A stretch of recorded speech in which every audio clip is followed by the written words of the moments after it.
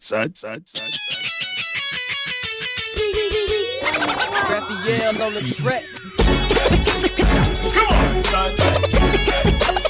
Come on, son. Come on, son.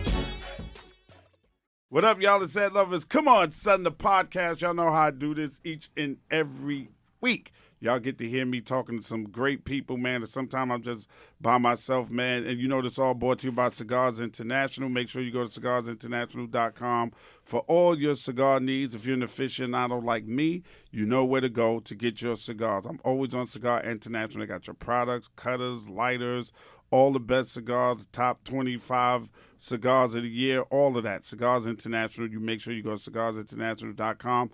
Also, Nissan, locally here in Atlanta, Nissan, south of Morrow, 6889 Jonesboro Road. They take care of me. They take care of my girl, Moni Love, and they will take care of you. Used car, new car, trade-ins, whatever you need. Make sure you holler at Chris White over at Nissan South in Morrow. My guest this week, man, this is fantastic for me because I've known this dude for a long time. They shot a video. I can't remember which video they shot, but they shot it up in Reverend Ike's church up in Washington Heights. You guys shot it in Reverend Ike's church, and I was there. I was actually in the video with the Fugees for one of your videos. I don't remember. I think it might have been Cowboys. Pras is in the building from the Fugees. What's up, my I'm trying to dude? think about the video. Yeah, it was up in Reverend Ike's church right there across the It might have been Cowboys. It was Cowboys. Yeah. I was there. Wow. Absolutely, man. Wow, and wow. Pras is in the building, man. Longtime friend, man, known this guy for a long time, bro. How you been, man? I'm great, man. I'm great. Good. That's good, man. Great to see you, man. You too, my brother. Thank you. It's been People a don't minute. know, man. I grew up I remember when we first trying to get in the game, man. The dream was to get on your show, man. MTV Raps. You know what I'm saying to you? It was great, man. Those were days. Yeah. And how long has it been now? What year is this? 2017. So 24 years, 25. Yeah, 20. Because next year we're gonna be inducted to the Rock and Roll Hall of Fame. 25 years. Y'all are going into the Rock and Roll Hall of Fame? we nominated. You're on the ballot. Yeah, You're on the ballot. Well, congratulations on that, man. 25 years ago, what was the goal? Man, the goal was just to get respect amongst our peers, man. You know, because when you first start off, man, because you do not expect it's going to become this thing. So the goal was, man, if Wu-Tang can give us a shout out, if we want to be with Biggie's at, we want to be with, you know what I mean? It was kind of like, because it was about the hip hop, like, yo, we want to be hip hoppers, and then you sell 1 million records. 3 million, 4 million, 5 million, then the stakes get higher and higher and higher. Right. How did you guys all get together? How did the Fugees form? I was in high school. I met this girl who was in the group. She introduced me to Lauryn Hill. Lauryn Hill was in the 8th grade. So I formed the group. It was me and 2 girls. And then my senior year, Wyclef jumped into the group. It became the 4 of us. And then right before we graduated, the girl who I started the group with dropped out because we didn't get a record deal by the time we graduated. So she dropped out because of that. Oh, shit. Because you guys didn't get a record deal. Her thing was, if you want me to be in a group, we got to get a record deal before I graduate or else I got to go to college. But I went to college. Lauren went to college. Clef went to school, so I don't know why she felt like that. And she was incredible. Really? Bro. She was, if Lauryn Hill if she's Earth, this girl was probably the universe. Are you kidding me? Yo, this girl was insane. What is her name? Her name is Marcy. Okay. Yeah. She just gave it up?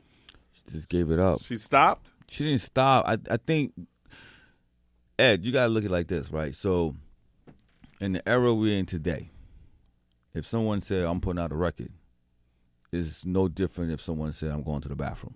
Oh, wow. Yeah. Back in that era, you putting out an album, that was a major deal because there was no such thing as independent. You couldn't do it on your own. You had to be signed to some form of an entity. Am I right or wrong? You're absolutely right. Okay. So, in her mind, she probably thought, man, you guys want to get a record deal and you want to, okay. Yeah, that's like reaching for a fucking comet. Right, flying through exactly. You see what I'm saying to you? So she went to some college called Boston Conservatory, and we just pursued our dreams, and then, we're here today. How did y'all get discovered? Yo, so there was this girl I knew in one of my classes. Her father was the producer, creator, and writer for Kool and the Gang, Khalees Bayon. Oh, wow.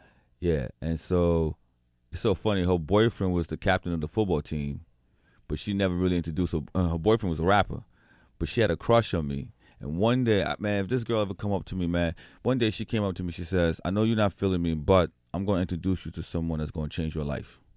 And that was her dad. Uh-huh. And he literally changed my life because when I went to him, he got us into a production deal, then introduced me to, at that time, my manager, David Sonnenberg, and he got us a record deal, and the rest is history. Wow. Wow. So she literally just have you seen her since? Nah. Oh, my God. She has to sit back at some point and go, I did that. No, I'm telling you, she said to me, I'm going to introduce you to someone, and it's going to change your life. And I don't even think she understood what she was saying when she said it, but I never forgot it. Yeah. So, and then he gets y'all a record deal, and y'all immediately go into the studio. Had you ever been in the studio before? Did you guys have demo tapes? Little pre-production studio, and then we went to what they call a major studio. That's where, because this guy was the manager who became my manager, was managing Meatloaf, Eric Clapton, Jimmy Iovine, right before Jimmy Iovine did Interscope. He used to manage Jimmy Iovine. Oh, wow. So we were all in the studio. You see what I'm saying too? So it was like, man, this big studio with a real pool table, and it was like it was great at that time. Wow. What is the first thing you remember y'all doing when y'all went into the major studio instead of the pre-production? It was just like, first we were, we're excited, we were very like, it was just overwhelming because it was like, man, this is what you see all these plaques on the wall, Kool and the Gang, Meatloaf, Eric Clapton, all these other Fleetwood Mac, everything. And they had a Kool G Rap because he used to manage Kool G Rap. And wow, okay. This guy, Bernard Alexander. Yeah, of course. So Bernard used to work for David Sonnenberg. So basically, Bernard would handle the hip hop division for him. Okay. That's when he had Kool G Rap, Nas, right. These other rappers. Eric Sermon, right. EPMD, right. He Exactly. was dealing with. Yeah. There's a lot of stuff that Bernard Alexander was doing at the same time. I didn't know Bernard was involved with y'all early on in your career. Definitely. Yeah. So you signed you signed to Columbia, right? We signed to Rough House Columbia. Okay. At that time, they had Cypress. So they had Cypress Hill and Crisscross. That was and Schoolie D. Sorry. Schoolie D. Yeah, because the label's from Philly. Okay. Yeah, I remember Rough House. Absolutely. So you guys signed with Rough House. You go and you start working on your first album. Was your first album outside producers, or did you guys do it yourself? It was it was mainly the guy we were signed to, Khalees, and his production company, and we had input, but it was mainly him. So the first album, it was a weird moment because in anything, whether it's technology, music, whatever, you either want to be the first one in or the last one. You don't want to be in the middle, because if you're in the middle, by the time the shift happens, you're late. So remember when the hip hop, the Fushnikins, the leader of the New School era, Slam, that aggressive. So we came in the middle, and by the time we dropped our album, Nas dropped. Then your man Buckshot shift the whole thing. Come follow me. Yeah. So the hip hop movement just slowed all the way down. So by the time we dropped that album, it was already dated. Okay. And that's when Salam saved our lives by doing that remix Mona Lisa. That's what saved us. Really?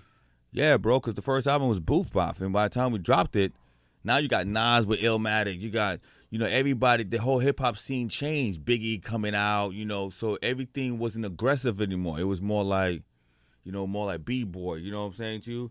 So we got caught out there, but we had a great show. Our live show was phenomenal. Mm-hmm. So, though we didn't have a hit, And the album was out. Label didn't know what the hell to do with us. And then Jeff Burrows, our product manager, introduced us to Salam Remy.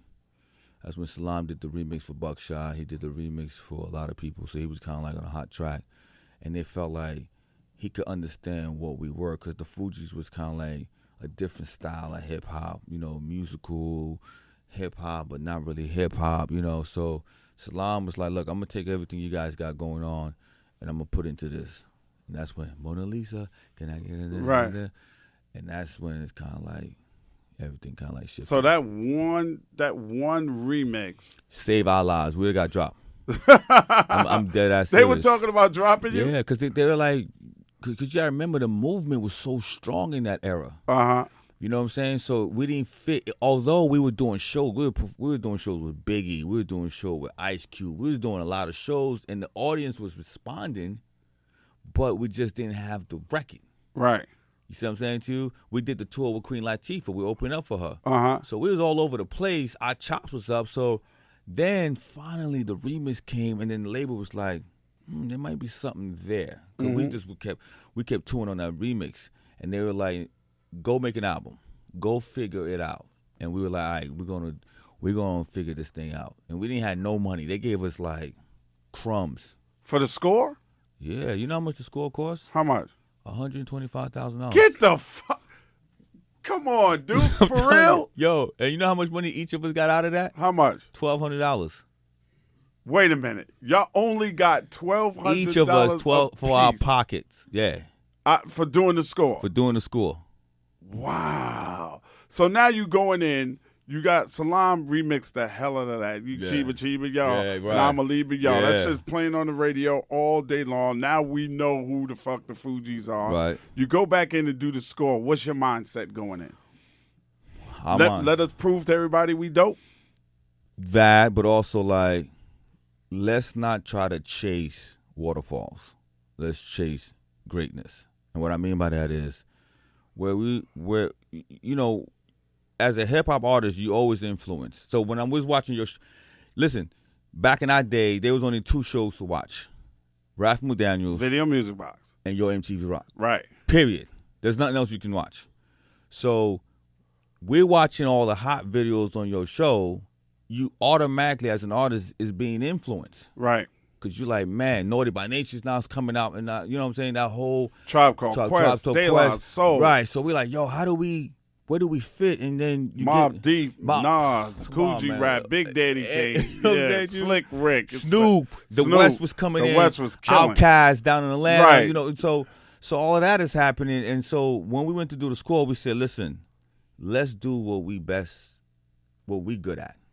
And that is we musical, and we can put a great soulful. We got Lauren, who's the singer. You got the two guys, the rapper. Clef, you the musician. I'm the business. Yo, let's incorporate us. So the first record we did was I'm gonna tell you a crazy story. So we go back to Salon. So we go back to the well that keep giving, right? So Clef and Lauren called me. They were at Salam 4th of July. Never forget this weekend.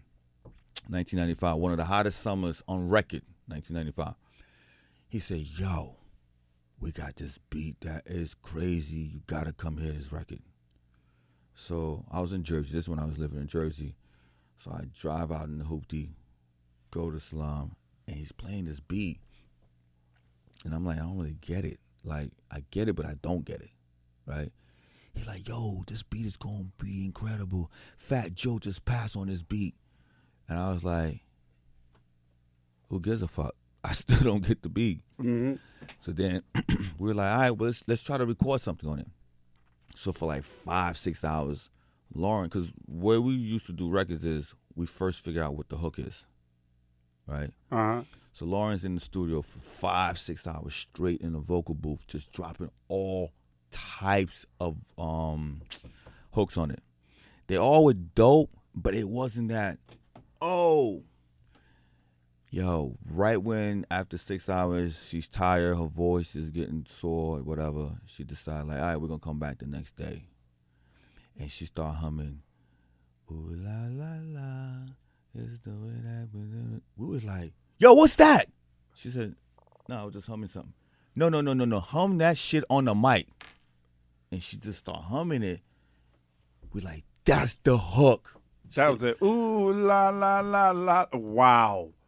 Wow. Yeah. Wow. And y'all was like, that's it. We were like, that's it. Right. That's it. So that's the first record we recorded.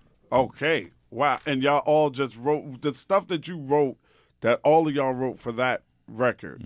How did y'all decide who goes first on a record? It's a perfect record.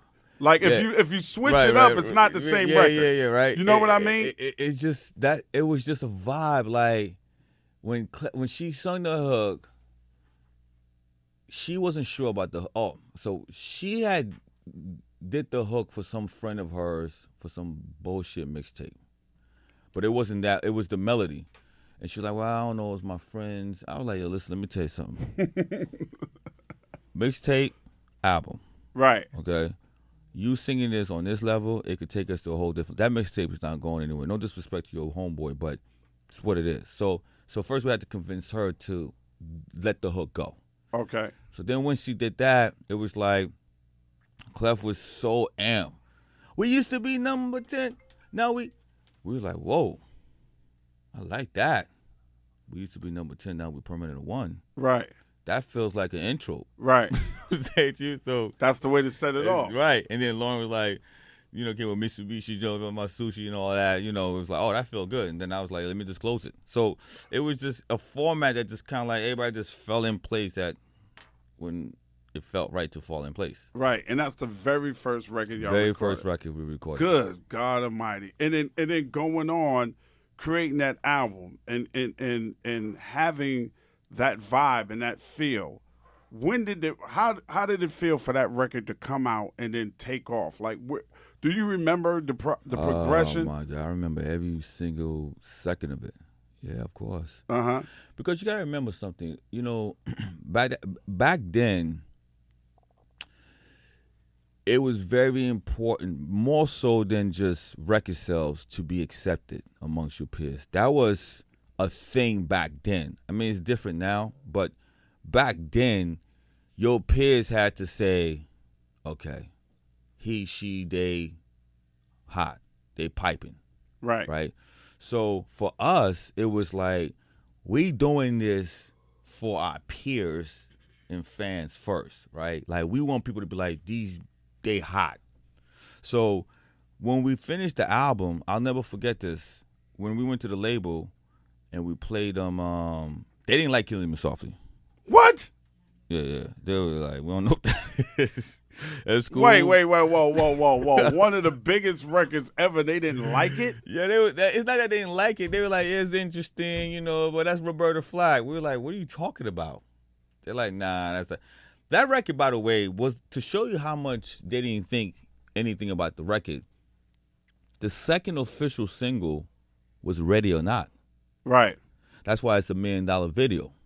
Mm-hmm. But this rock station out of California, just so happened to play Killing Me Softly because the disc jockey said, I always been a fan of y'all when y'all first came on the road. I like the energy.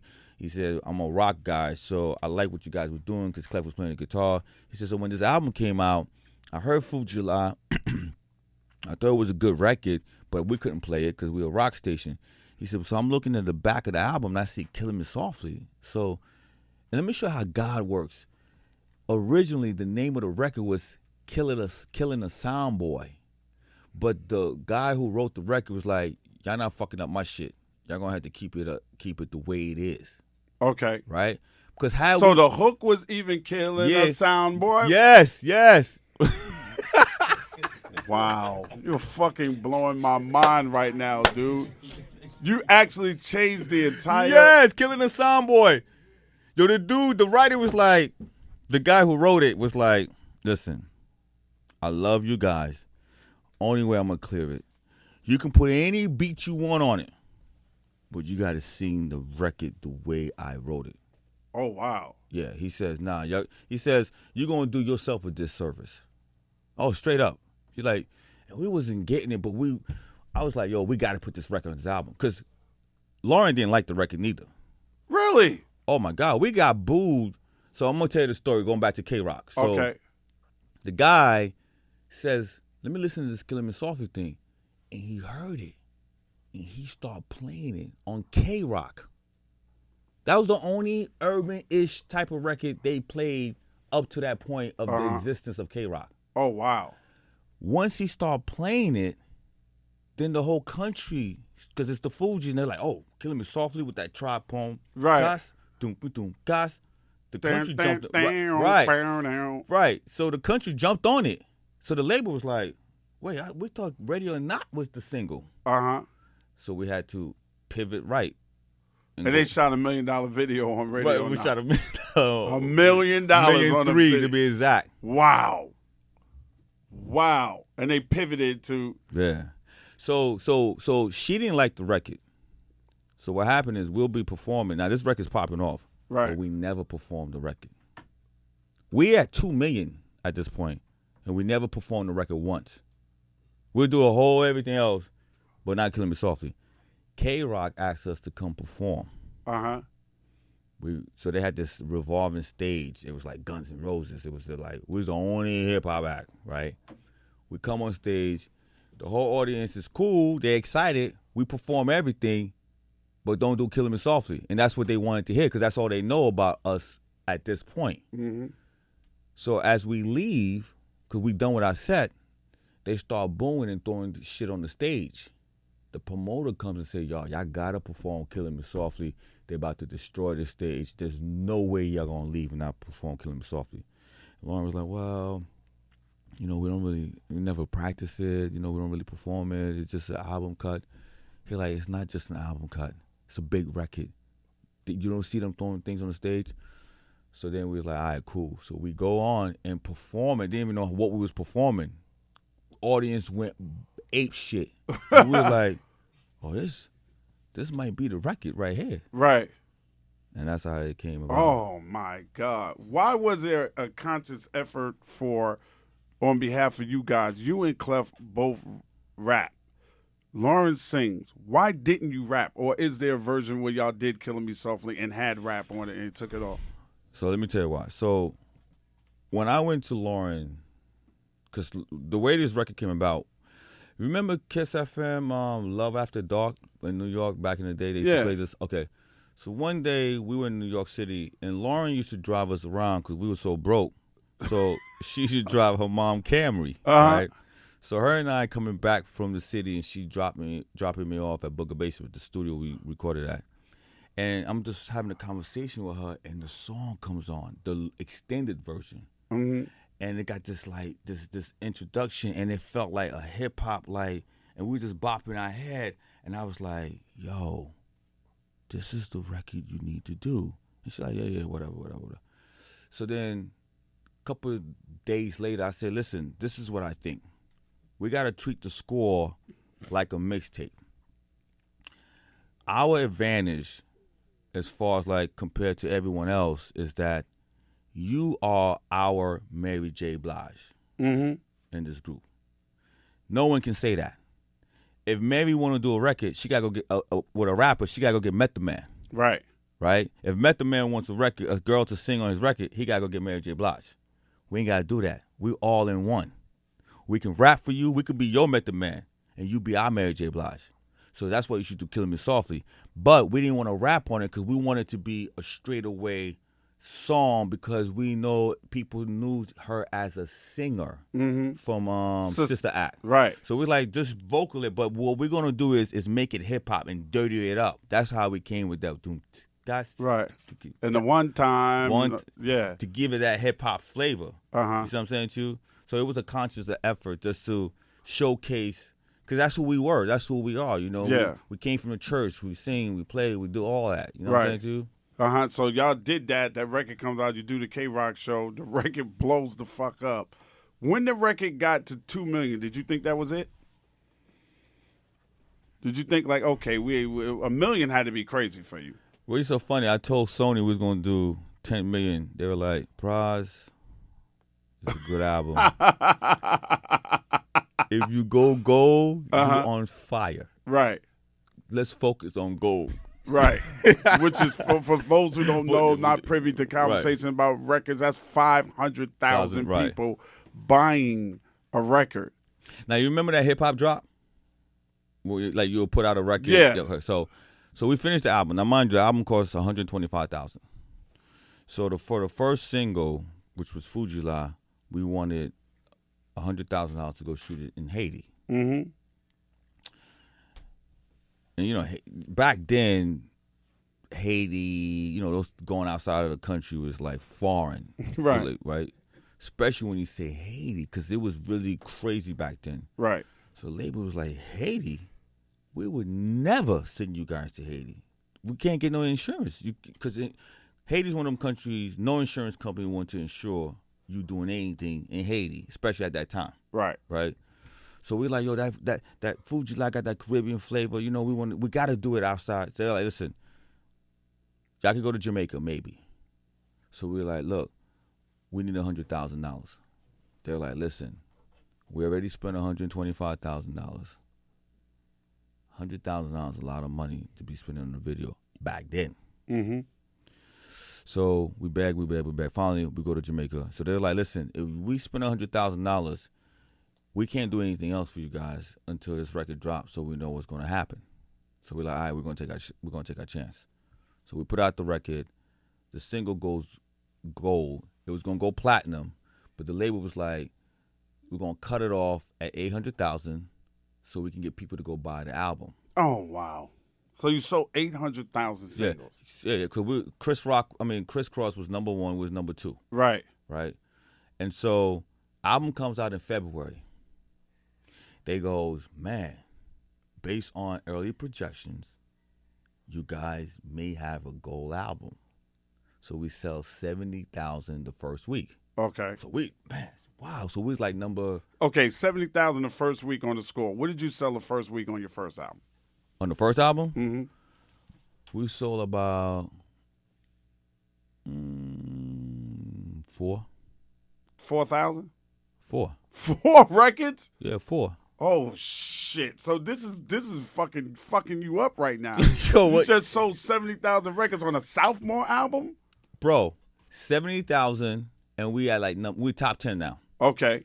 We excited, like popping champagne. Label goes, listen, this is exciting.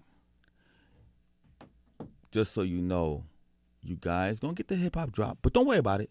You still have a gold album, but next week it's not gonna be 70,000. Right. Probably gonna be like 40, 45. But you're gonna consistently sell that, and then you're gonna have a gold and whatever. The following week we sell 90.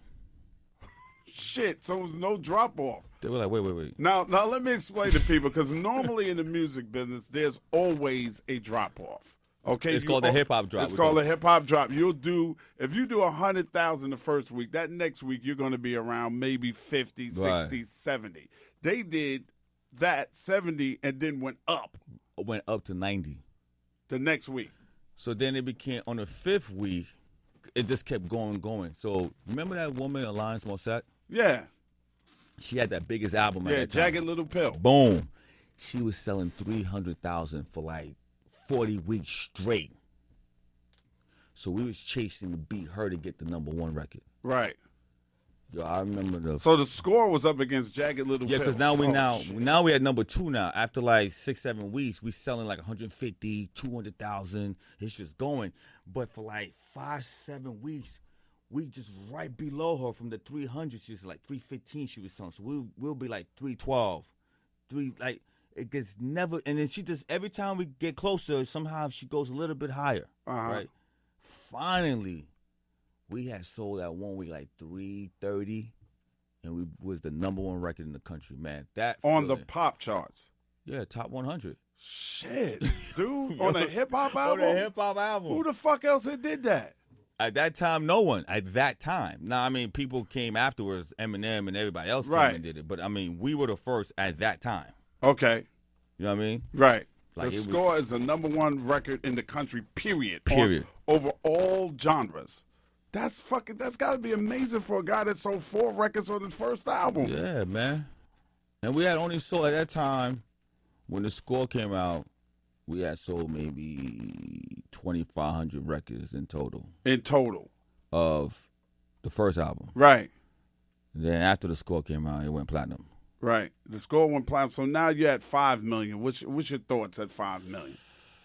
You think you can make 10? You told them we gonna make this shit gonna sell 10 million albums. But you know what's so funny? It was so much going on at that time. You're not really thinking about that. You're thinking about touring, everything else, because so everyone's coming to you. Like I met Princess Diana. Like you just what? That's what a #1 pop album would do for you? Yeah, you got to remember. Who was the most shocking person at that time that you found that had your fucking album? That had it in their possession. Like you meeting Princess Diana, she knows who the fuck the Fugees are. I don't remember who it was, but everybody knew it was one of those things, man. Everyone, it was... Pras, how do you adjust your mind around having a #1 album on the pop charts and you had 5 million, 6 million albums? Once again, at that moment. Coming from Lauren driving you around in a fucking Camry. It was, like I said, everything coming at you. You're getting checks from the label. I remember the score comes out. Because you got to remember something. The reason we made so much money is because we owe so little to the label. When the label didn't get a chance to spend their marketing money, because $70,000, that's when they're like, okay, we're gonna open up the budget. But then it went to 90. It was like, whoa, wait, we didn't even get a chance to spend this market. That's why they put $1.3 million in the video. It was like, that was your marketing and your video and everything. Right. So here, take it, right? Uh-huh. So if the album only cost you $125,000, it got recouped within 10,000 records. It got to recoup. Wow. You feel what I'm saying to you? Yeah. So now we all getting checks now. My first check was $1 million check. Shit. God damn. They sent you a check. What did you do? Did you sit there and just look at this fucking check before? Man, I ain't gonna lie to you. I cried. $1 million God check. was so good, man. I cried. Because, listen, you from Jersey, man. You're not thinking... You know, because we had a lot of acts come on around the time. From $1,200? $1,200.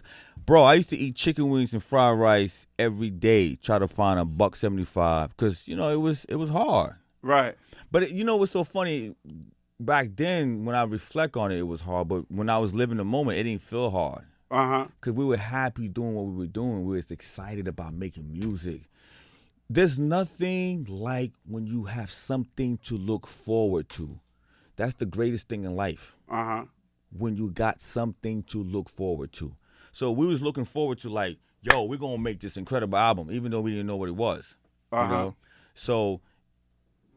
So yeah, I might have been starving here and there. I mean, chicken rice, fried rice, chicken wings, hard, whatever at that time. And when I wanted to treat it myself, I'll go to Kentucky Fried Chicken, get the biscuit. You know, that was like... that was the shit, right? Like, I got $5, motherfucker. You know, so then all of a sudden, the record company writes you $1 million check. And then you start meeting all these different people. So then I met this lawyer named John Branca, who's... Michael Jackson's lawyer. We became real cool. He says, you guys need a real check. He said, I'm going to help you get a check. So I remember when I told my manager about him, my manager hated him because that's who sued him for Meatloaf. Okay. So I was like, oh, this is the guy I need then. Right. If my manager don't like this guy, this is the person. So I went to the group. I said, listen, this is the guy we need to negotiate our publishing deal. He went in. Yo, they wrote each of us a $5 million check. Shit. So I was like, damn, God is incredible. Yeah. God. Jesus. You know, so it was good, man. Oh, my God. When did it... So you guys are coming off a 10 million sold album. When do y'all decide, okay, there wasn't another Fugees album after the score, right? Well, the plan was to do one more Fugees album and then everyone go do their own thing.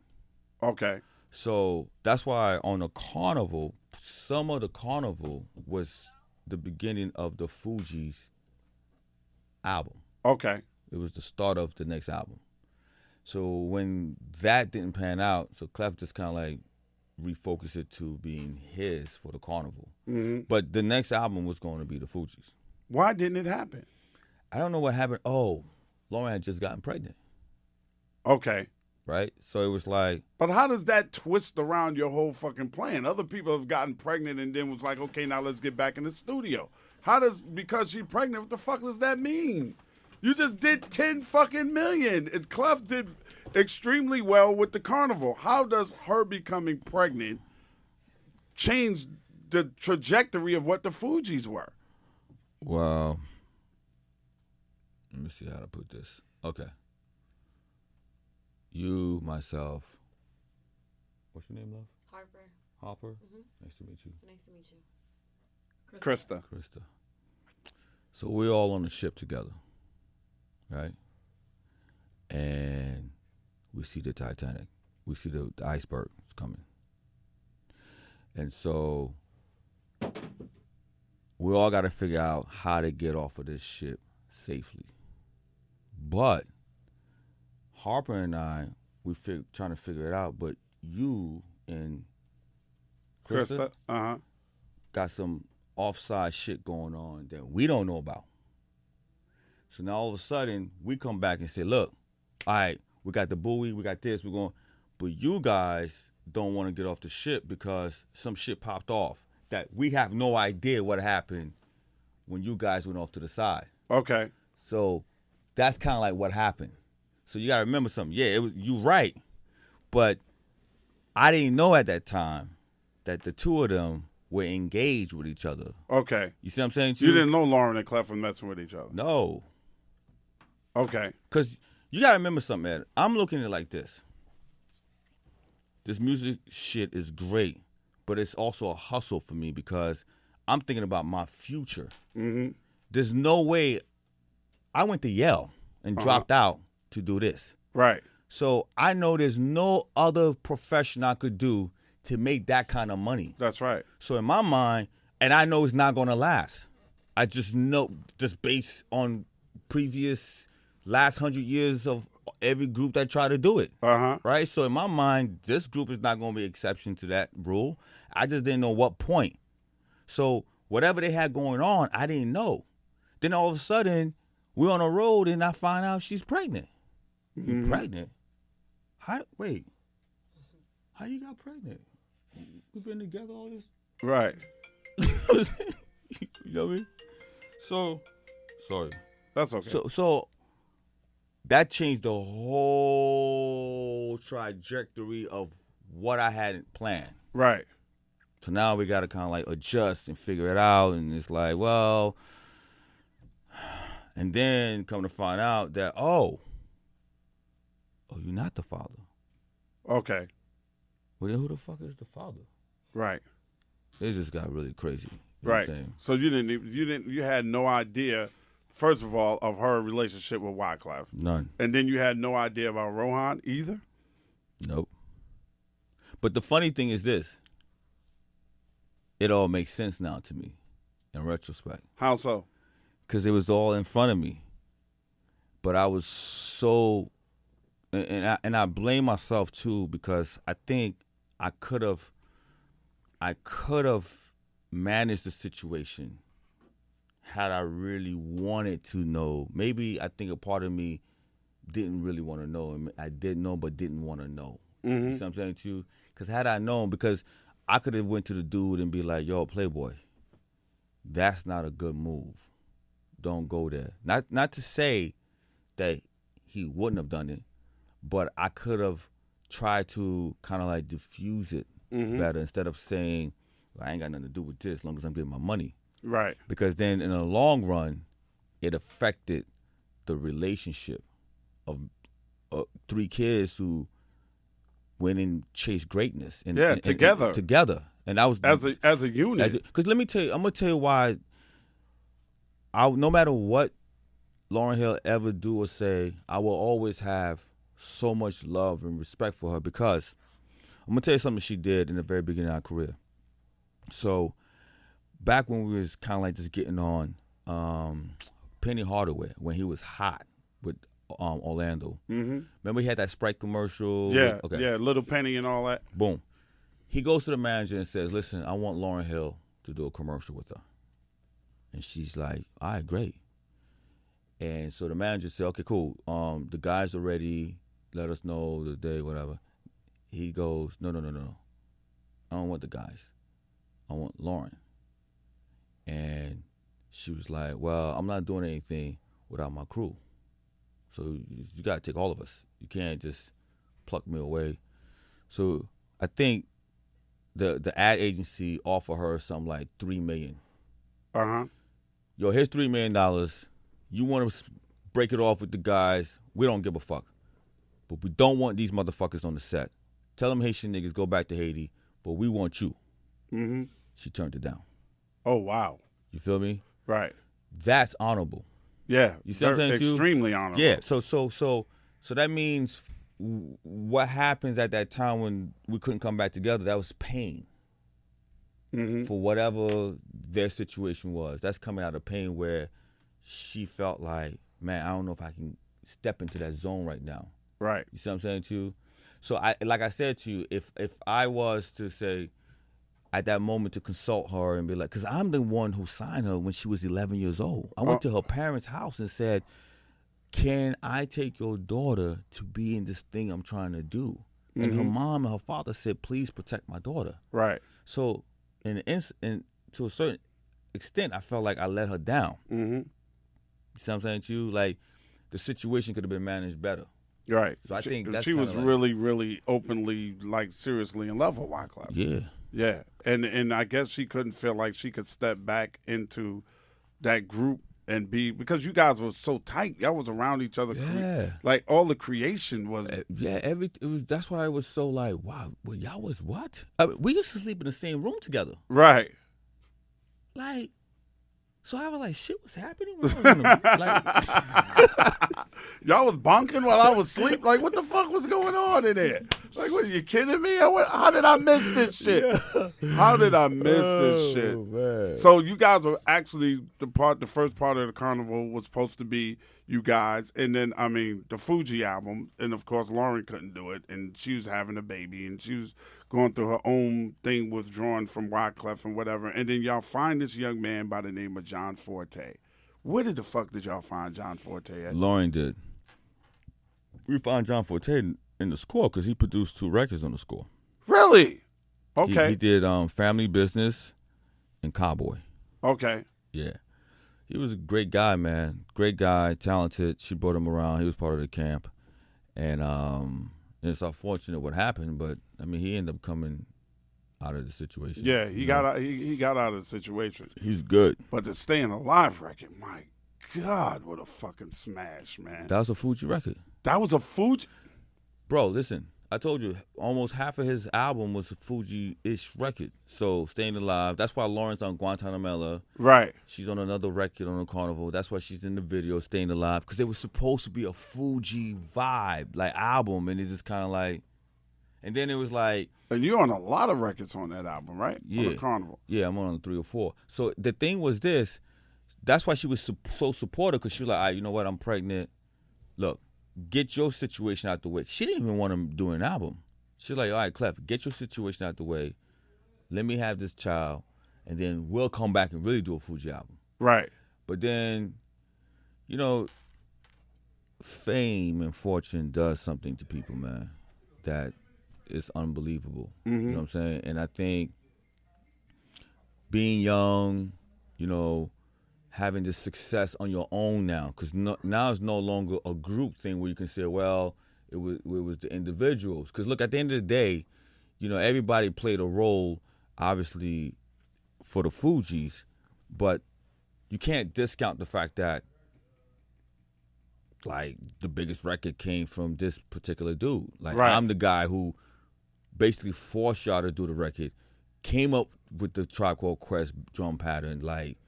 So, does that mean I'm less important than the person who actually sung the record? No. Right. You see what I'm saying to you? Right. So, it was like, all right, you know what? It's 1/3, 1/3. I'm going to give y'all that. But then now, I'm on my own, and I'm popping on my own. Well, fuck all of y'all now. See what I'm saying to you? That start creeping in. Mm-hmm. And people start to feel like, the fuck? Church boy? Like. Right, just come from Clef. I'm just saying. You know what I'm Right. saying to you? So it's kind of like vibes started to get crazy where you feel like, well, I never believe you never gonna need someone. Mm-hmm. That's never, because you never burn a bridge because you never know when you got to cross that bridge back. Right. No matter, even if you go into a castle and you got an army and you got planes and helicopters, it's like, man, fuck that bridge. I don't need it. You ain't got no gas, no fuel to put on the helicopter. And all you got is a horse now. Right. And now you got to get back over the bridge. But you That's just burn right. that bridge. You just burn the shit down. You fuck. Right. You feel me? Yeah, that's just crazy.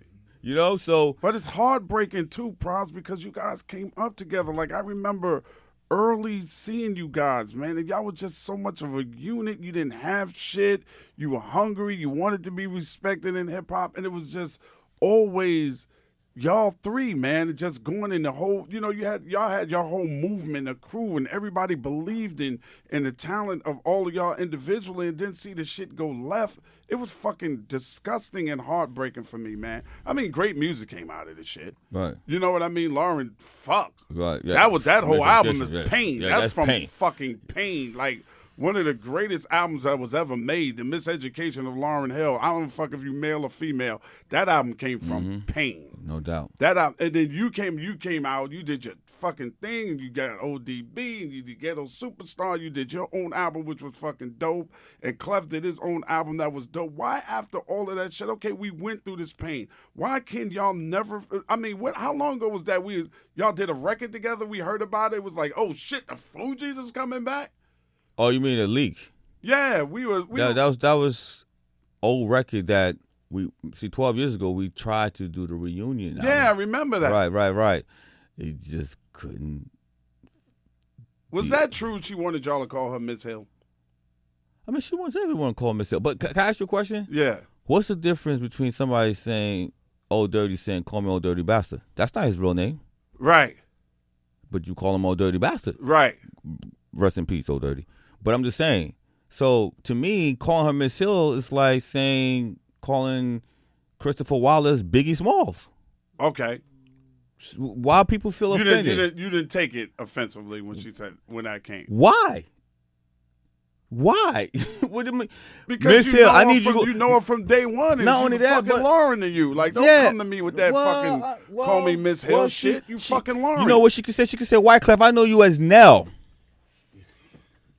I mean, although that is his real name, that's his middle name. She could say, Pras, I know you as Samuel. Right.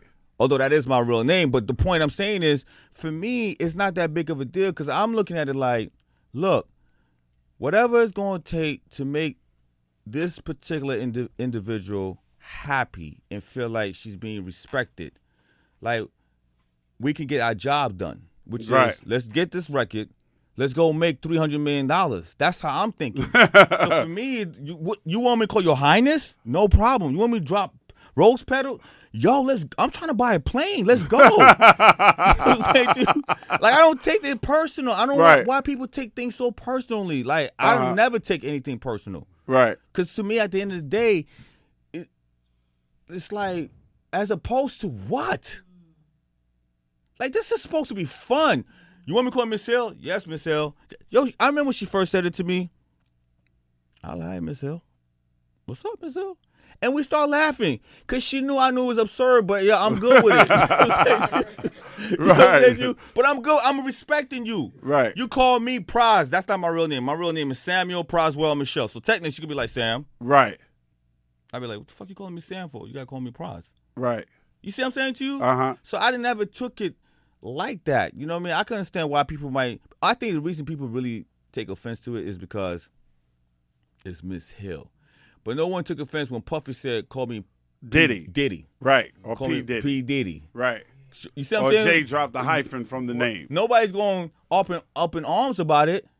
So now you can imagine how she feels as a woman. She's like, yo, if it was a dude, y'all won't be going crazy because I'm a woman. Now everybody feel like. They don't want to call me Miss Hill. Right. Right. Well, I understand that. So why didn't that work 12 years ago? We were fucking excited, dude. Yo. I was hyped. It was almost there, man. I ain't fucking gonna lie start to you. sweating under my arms and shit. It I'm was like, almost- a Fuji album, nigga? It was almost there. Hips Don't Lie was almost a Fuji record, boy. Wow. But it didn't work, so we gave it to Shakira. Oh, wow. And that shit took the fuck off. 12 years ago. What the fuck, Pras? I think I'm speaking for every fucking hip-hop fan in the world. What the fuck, man? What the fuck is going on that you fucking three fucks can't get in the fucking studio and make I don't give a fuck if y'all don't talk to each other. I don't give a fuck, man. If somebody got to come in and put their part down, well, that ain't going to be the Fugees. But what the fuck is going on? Y'all can't make a record. So let me say this to you. Humility is, to me, a big factor in life. And when you don't have humility, Playboy, because, see, she moves in a certain way. See, to me, I always look at it like respect everyone's culture. Your truth, I got to respect it, whether I agree with it or not. Right. I have to respect your truth, her truth, right? And the minute I feel like, man, fuck that nigga, then now I'm disrespecting your truth. So that means I have no humility. And so someone like Miss Hill, a.k.a. L Boogie, a.k.a. Lauryn Hill, a.k.a. one of the greatest female artists in the last 30 years. Absolutely. She doesn't care about none of this shit. All she cares about is truth and respect. And if you don't have that, that woman would rather go into a place of misery than to feel like, see, I'm different. I'm a type of nigga, you do all types of crazy shit to me, I might be pissed off of you, might want to kill you. Oh, we can make money together? Well, fuck all that shit. Right. But I'm different. Right, that's your truth. That's my truth. She does not move like that. Her thing is, when we first started, we were equal. It didn't matter if the world was bowing down to me and say, y'all two niggas need to go back to Haiti. No, I don't give a fuck. I'm rocking with you niggas. Right. So don't go sell 100 million records and think all of a sudden you whatever the fuck. That don't mean nothing to me. So the minute you go there, even if I could make... Bro, 5 months ago, we got an offer for $90 million to go on the road. They're like, no, y'all ain't even got to do a record. Let's go on the road. We're going to give y'all niggas $90 million. She's like, no. And I respect that. I wasn't even really... I mean, I can't say that. I would have made I probably would have made $22 million out of it. But I understand what she's saying, because there's nothing like when you... The worst thing is when you're in a room with someone and y'all don't gel with each other and you got to work with each other. That's prison, my dude. Uh-huh. I don't... Yo, now, maybe I'm speaking from a point of luxury in the sense of like, I got my home in Beverly Hills. I got my home in Soho. I'm living a great life. My investment was great. So maybe I'm saying that because I'm no longer eating chicken wings and fried rice. I'm at Noble now. Okay, maybe that's why I'm talking reckless like that. But I know maybe if I was broke, I probably would have begged and tried to figure out how to get this thing to pop. With her, it doesn't matter if she's broke. If she's not in that space, she's not fucking with it. Wow. And I gotta respect that to a certain extent, even though I feel like shit, I could use an extra $22 million. Right, yeah, shit, yeah, me too. Fuck, wow, gee, please, Lauren, can we? Shit, yeah, but she's in that for real space. She is the epitome of what you call a true artist. There's no fakeness about that, none. Miseducation for all the women. And I'm talking to all the sisters, all women, but in particular, the sisters, black women. I promise you, I can attest to this. Every note she sung on that record was real. You know, you had some artists try to act like they bohemian, they just artistic, and then quietly they're watching Love and Hip Hop or they on that. She doesn't do none of that. Her shit is so real. Mm-hmm. That's why I gotta respect it. You see what I'm saying to you? In the sense of like, yo, I'm gonna rock with it when I feel like I want to rock with it. That's when we did Dave Chappelle. Right. It was you see, let me give you an example. So Dave Chappelle went to her to do it for him, and she was like, "What do you think about the Fugees?" He said, "The Fugees? Right. You can get the Fugees to do this?" She said, I can't get anyone to do anything, but I'll call Clef and Pras and see if they want to do it. Why not? You see, it's now yo, we're going to plan this big thing. We're going to put 10 million in marketing. Oh, when the Fugees coming out. And she like, I'm going to do Dave Chappelle because Dave Chappelle's incredible. I love the dude. He is his truth. That's why it makes sense when he walked away from that $50 million. Right. They wanted the same. You see what I'm saying to you? They don't give a fuck. I can't walk away from no $50 million. Nah, me either. Fuck that. You know what I'm saying to you? My truth is I don't want to be broke ever. I can't. Thank you. No, I can't Right. walk away from no Right. fucking 50 million. Fuck that. Whether you laughing with me or at me, I don't give a fuck. I got $50 million, motherfucker. Laugh your ass off. No, sir. Yeah. No, sir. What is your guys' relationship like right now? Oh, me and Lauren, we cool. I mean, I was with her. We texted in there. You know, I said happy birthday to her. She Right. said happy birthday to me, whatever. So we cordial. You know, we good. We have always been in a good space. I think if she ever had any issue with me, it's the issue where she felt like you could have protected me better, even though I would have made. That's why I don't play. Like, the biggest lessons I learned is this. I'm going to tell you when I think you've fallen in the pit. If you choose to still go fall in that pit, then you made that decision knowing that I told you you're going to fall in the pit. Right. Not, I see you falling and I don't do anything about it. Because her thing is, even though if you came to me and told me your boy's crazy, I probably would have went back to him and said, your man just told me you crazy, but that's whatever the fuck. But at least I know you protected me versus you standing by idly, acting like you don't see what's going on and all you thinking about is your money. Mm-hmm. See what I'm saying to you? Right. So, and I apologize for that, and I owned up to that, you know, as a man. So ever since then, we've been cool. Like, we're good, you know. Call her, you know, she did a show for me. She did an appearance for me. I did this event at Tiffany's in New York for Fashion Week. Tiffany and Patek Philippe. I like, Miss L, I got a check for you. I call her, like, I got a check for you. She said, it's funny. Everything about you is a check.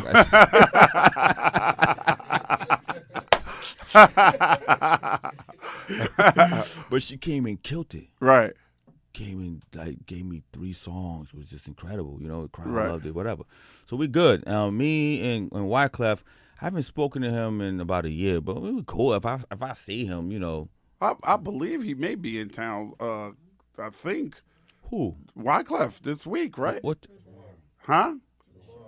Do you have a show tomorrow? Yeah, Terminal West. Wow. Yeah, you still in town?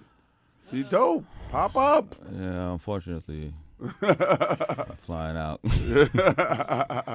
You any chance ever do you see you guys doing something? Because there was that leak was an old song then.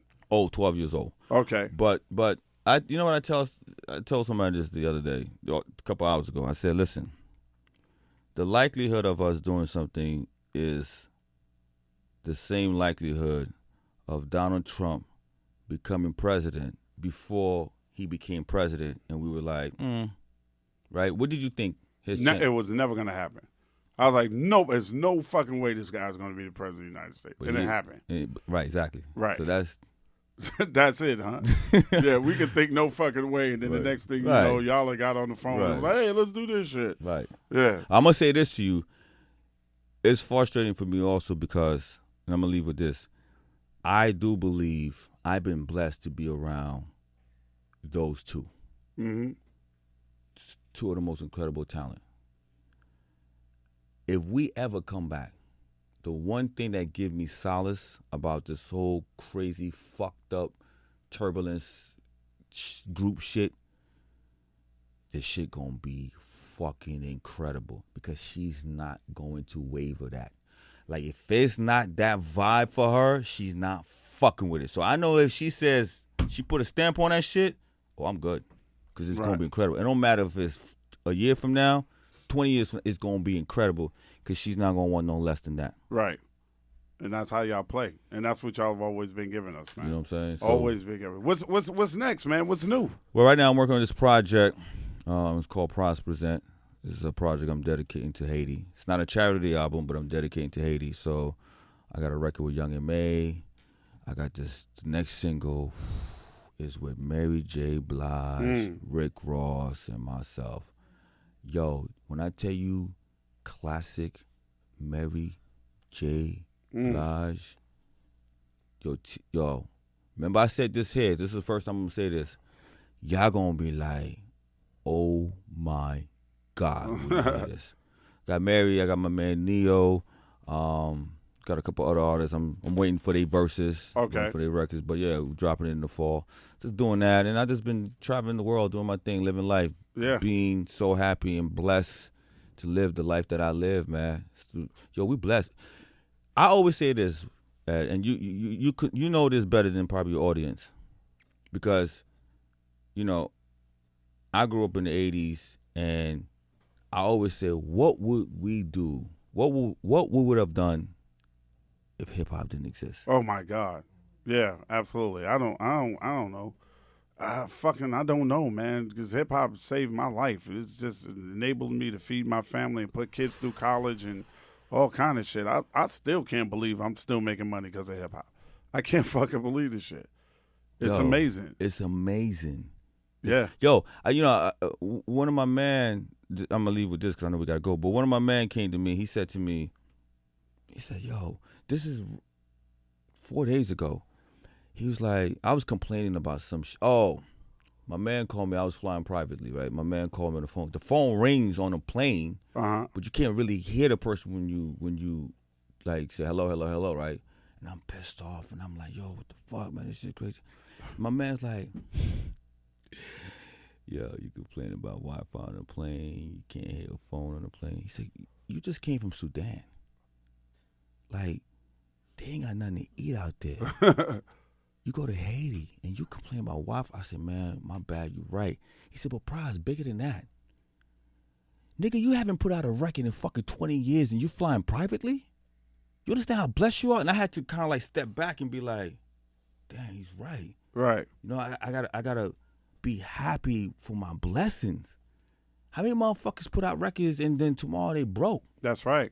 You feel me what I'm saying to you? Yeah. So, and then it goes back to, man, what would I do without hip hop? And I think we just sometimes need to take a moment to just step back and just be happy and appreciate the things we have. That shit might sound corny, but yo, I'm telling you, this is some real shit. I've been in this game for 24 years. Yes.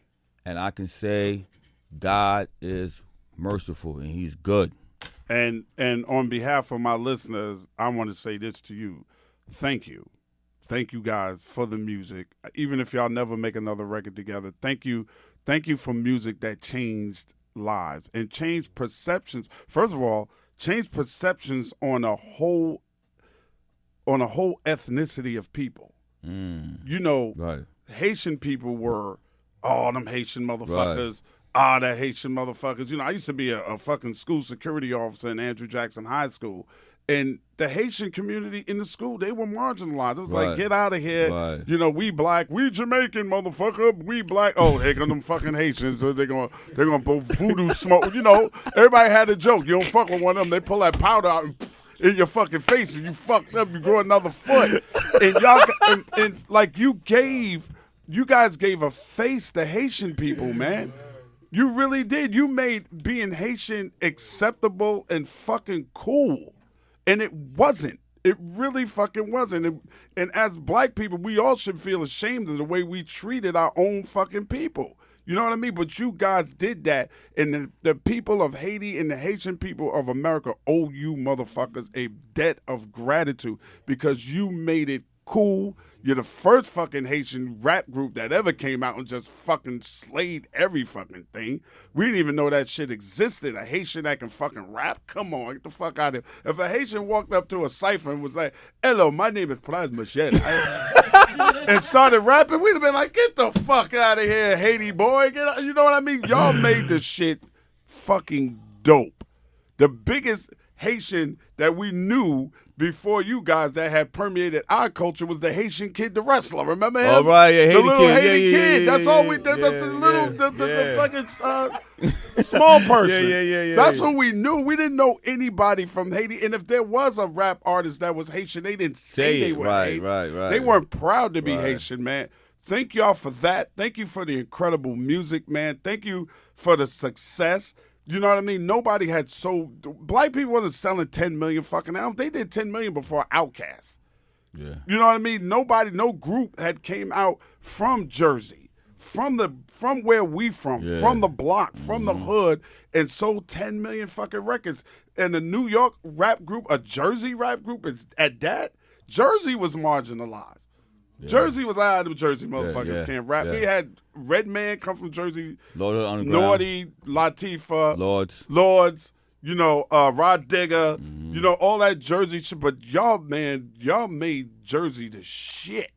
You took it to that next plateau from what everybody else did, but y'all took that shit somewhere it had never been before, man. And on behalf of everybody that's a Fugees fan, a Pras fan, a Wyclef fan, a Lauren fan, thank you.